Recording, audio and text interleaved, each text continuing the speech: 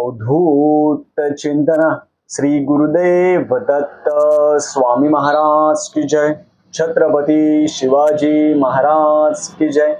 श्री स्वामी समर्थ।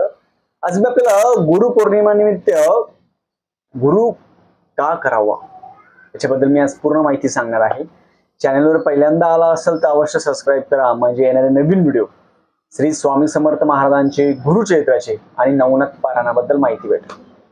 आपण खूप जण महाराजांना गुरु करतो। श्री स्वामी समर्थ महाराज असेल, शिर्डीचे साईबाबा असेल, शेगावचे गजानन महाराज असेल, आपण खूप जणांना गुरु करतो। पण मग गुरु हा देहधारी गुरु का करावा याच्याबद्दल मी आज पूर्ण माहिती सांगतो। सगळ्यात अगोदर म्हणजे गुरु का करावा। आपण जेव्हा जन्म घेतो तर आपल्या सगळ्यात पहिली आपली आई आहे, ती आपले सगळे गुरु असते।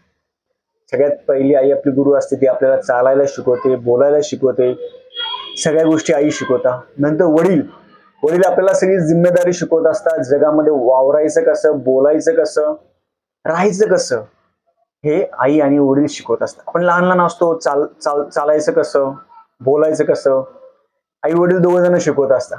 नंतर जसे आपण शाळेमध्ये जातो त्याच्यामध्ये आपल्याला शिक्षक हे आपले गुरु असतात। गुरु म्हणजे काय? गुरु म्हणजे मार्गदर्शक। आपल्या आयुष्यामध्ये कोणतीही गोष्ट मार्गदर्शनाशिवाय नाही होऊ शकत। तुम्ही PhD जरी केली तर तुम्हाला एक गाईड घ्यावं लागतं, एक मार्गदर्शक घ्यावं लागतं। मार्गदर्शक शिवाय तुम्ही नाही करू शकत नाही कोणती गोष्ट असो।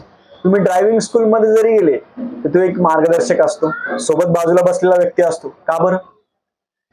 कारण की आपल्या मनातली भीती ही दूर करणारा तो ड्रायव्हिंग स्कूलवाला तो माणूस असतो, तो आपल्या बाजूला बसतो।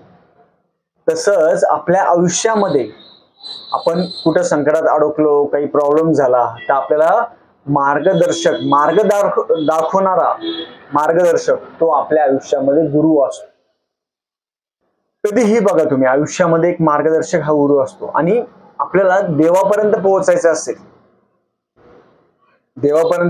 असेल तर आपल्याला देहधारी गुरु असणं आवश्यक आहे। तुम्ही कोणालाही गुरु करा। गुरु म्हणजे काय? जो मार्गदर्शन करतो, जो मार्ग दाखवतो, जो चांगल्या संकल्पना सांगतो, तो गुरु असतो। तो गुरु तुम्ही कोणालाही करू शकता, असं बंधन नाही। गुरु तुम्ही स्त्री करू शकता, स्त्री पुरुष कोणी करू शकता। गुरुचं वय नाही, गुरु लहान असावा मोठा असं नाही काही। जो तुम्हाला चांगलं मार्गदर्शन करतो, जो चांगला मार्गदर्शक करतो, तुम्ही त्यांना ह्या गुरुपौर्णिमेला गुरु करू शकता। 20 जुलैला गुरुपौर्णिमा आहे। गुरुपौर्णिमेला गुरु तुम्ही करू शकता। आणि गुरु केलं म्हणजे समर्पण भाव करायचा।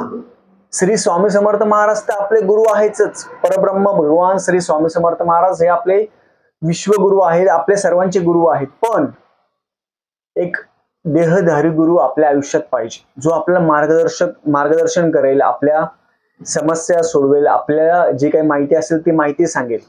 गुरु म्हणजे मार्गदर्शक, ही गोष्ट लक्षात ठेवा। कोणी असू शकतो तो, तसं बंधन नाहीये। एकदा तुम्ही जर गुरु केल्यानंतर त्या व्यक्तीला पूर्ण समर्पण पाहिजे। आपलं सुख असेल त्या गुरुसोबत शेअर करायला पाहिजे, आपलं दुःख असेल त्या गुरुसोबत शेअर करायला पाहिजे। आपल्या सगळ्या समस्या, आपल्या जे काही आहे ते गुरुसोबत तुम्ही शेअर करायला पाहिजे। गुरु म्हणजे काय? गुरु म्हणजे गुरुर् ब्रह्मा गुरुर् विष्णू गुरुर्देव महेश्वर। गुरु साक्षात परब्रह्म आहे।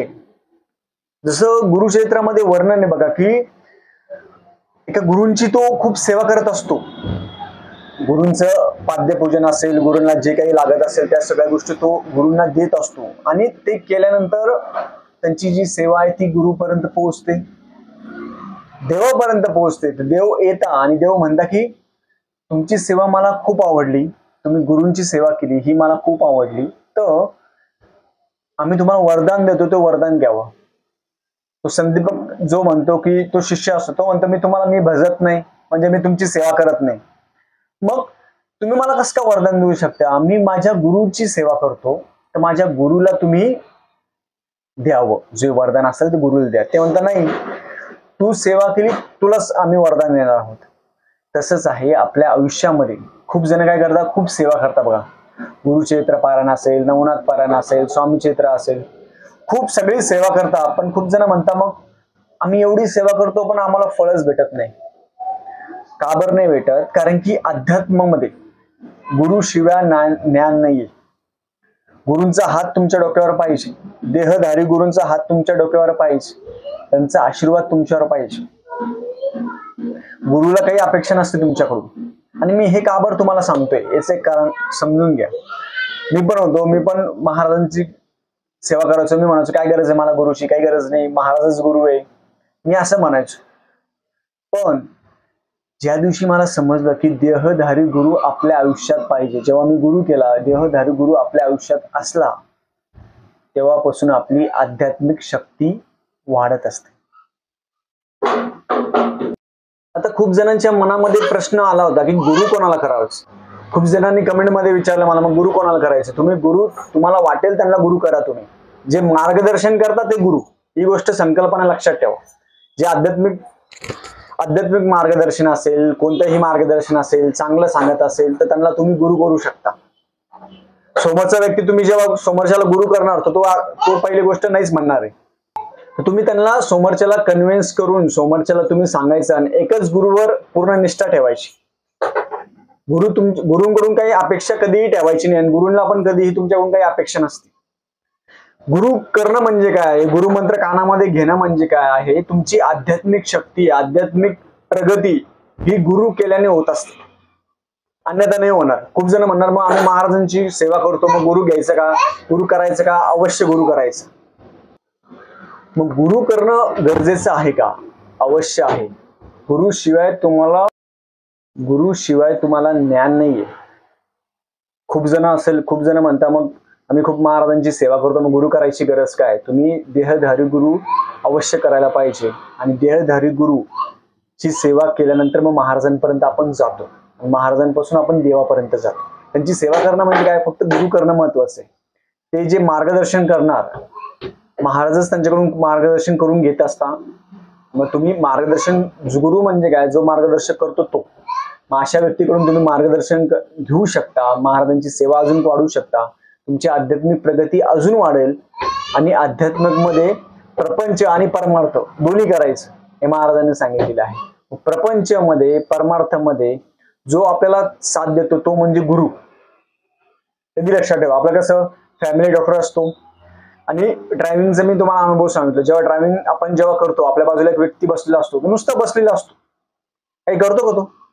पण आपण कसं आपला एक बिंदास असतो, आपण नाही यार तो व्यक्ती बसलेला आहे, आपण बिंदास गाडी चालू शकतो. तसं आरटीओ वाला, मी जेव्हा ड्रायव्हिंग करत होतो, आरटीओ वाला माझ्या बाजूला बसला होता, आरटीओची मॅडम होते त्या माझ्या बाजूला बसल्या. मी घाबरलो नाही. का बरं? गुरु माझ्या सोबत होता. गुरु म्हणजे काय? गुरु म्हणजे एक मार्गदर्शक. तसंच सोबत असल्याने आपल्या मनात ती भीती जाते. तसंच आयुष्यामध्ये आपण आपला गुरु करायला पाहिजे. गुरु आपल्या सोबत असताना तर आपल्या सगळ्या जीवनाचा भार आपण गुरुवर टाकून द्यायचा आणि मन मोकळं राहायचं. मनामध्ये किंतु परंतु काहीच आणायचं नाही. आणि गुरु कसा असावा असं नाहीये, गुरूंचंच असतं. आपल्याला चांगला गुरु भेटणं हे पण आपल्या नशिबात पाहिजे, असं भेटत नाही. मार्गदर्शन जो व्यक्ती चांगला करतो, महाराजांची सेवा व्यवस्थित सांगतो, त्या व्यक्तीला तुम्ही गुरु करू शकता. तुम्हाला पटलं पाहिजे, तुम्हाला रुचलं पाहिजे, तुमच्या मनामध्ये शंका निरसन झाले पाहिजे. महाराज तर आपले गुरु आहेच, महाराज तर विश्वगुरुच आहे. पण देहधारी व्यक्ती हा गुरु आपण आयुष्यामध्ये करायला पाहिजे. एकदा गुरु केल्यानंतर आपल्या मनातली चिंता, आपल्या मनातला ताण तणाव आपण ते गुरुंकडे समर्पित केला पाहिजे.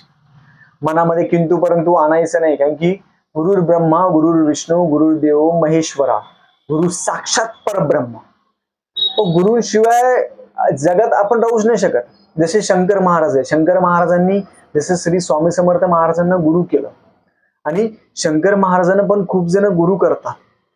तुम्ही कोणालाही गुरु करू शकता. कशामध्ये? का बरं? की गुरु हा अंत असतो. गुरुशिवाय तुम्ही देवापर्यंत नाही पोहोचू शकत. चांगलं काय वाईट काय हे गुरु तुम्हाला सांगत असतो, तो मार्गदर्शन करत असतो. त्याचं काम आहे मार्गदर्शक करण्याचं. आणि त्या मार्गदर्शनामधून आपण काहीतरी नवीन गोष्टी घ्यायला पाहिजे आणि नवीन गोष्टी आपण घ्यायला पाहिजे. आणि जीवन जगताना बघा, आई असेल, वडील असेल, हे तर आपल्या आयुष्यात असतात, शिक्षक असेल हे पण असतात, पण मार्गदर्शक हे आपल्या जीवनामध्ये पाहिजे. आपण आता समजा गुरुचरित्र पारायण असेल, नवनाथ पारायण असेल, हे कसं करायचं, काय करायचं, ह्या गोष्टी सगळ्या आपण गुरुकडून विचारू शकतो. गुरु कोणालाही करा, तुम्हाला एक एक सांगतो मी आपल्याला, गुरु कोणालाही करा, पण आयुष्यामध्ये देहधारी व्यक्ती, त्या व्यक्तीला तुम्ही गुरु करू शकता. गुरु लहान असो, मोठा असो, छोटा असो, काही फरक पडत नाही. आपली जी सगळी मोहमाया असेल, आपला जो ताणतणाव असेल, हे सगळं आपण गुरुकडे देऊन टाकतो. शेवटी तुम्हाला चांगला गुरु भेटणं हे तुमच्या नशिबात पाहिजे. असं कोणालाही गुरु नाही भेटत आणि तुमच्या मनात इच्छा व्हायला पाहिजे. आणि असे खूप जण आहेत, त्यांनी आयुष्यात आले, खूप सेवा केली, पण गुरुमंत्रच नाही घेतला, कान नाही फुकले, गुरुमंत्र नाही घेतला आणि आयुष्यात असेच गेले. म्हणून आयुष्यामध्ये लक्षात ठेवा, पूर्ण जीवनामध्ये गाणगापूरला संगमावर गुरुचरित्र पारायण करायचं, तसंच आयुष्यामध्ये एकदा गुरुमंत्र कानामध्ये घ्यायचा. एकदा तुम्ही गुरुमंत्र कानामध्ये घेतला, एकदा आयुष्यात तुम्ही गुरु केला, तुमचं प्रपंच आणि परमार्थ दोन्ही सोबत चालते.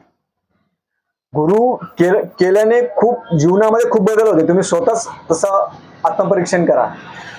तुम्हाला जर मार्गदर्शक जीवनामध्ये असेल तर तुमच्या जीवनामध्ये ताणतणाव राहणारच नाही. आणि एकदा गुरुमंत्र घेतला, गुरूंची सेवा केली, तुम्हाला कसल्याही प्रकारची चिंता राहणार नाही. झालेली सेवा मी महाराजांच्या रुजू करतो. श्री स्वामी समर्थ.